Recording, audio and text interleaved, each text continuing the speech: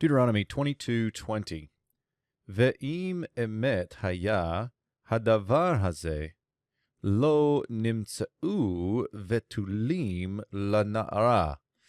So verse 20 here now sets up the condition for if this accusation is not true. And so we're kind of flipping the gears here on this overall situation. And so we get another conditional im here. And if, and then we get the word truth, and then it exists, this matter or this thing. Now, I said that kind of clunky because the syntax here is a bit tricky.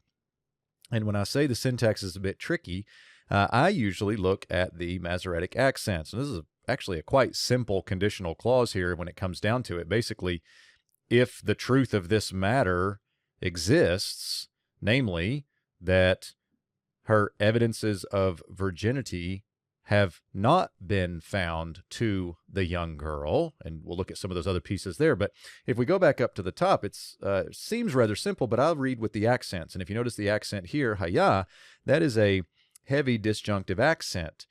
But in this particular sequence and syntax, hadavar hazeh is masculine, emet is feminine, and our verb is masculine singular. Call perfect third masculine singular. So hadavar hazeh has to be the subject here if we're thinking syntactically here. So we would get something like this. If this matter exists as truthful. So it gets a little clunky with the accents there. And so let me erase a little bit of this here on the top. You might ask yourself then, let me erase that and that, that'll work. You might ask yourself then, okay, why did the Masoretes put the heavy disjunctive accent right here with the zakef?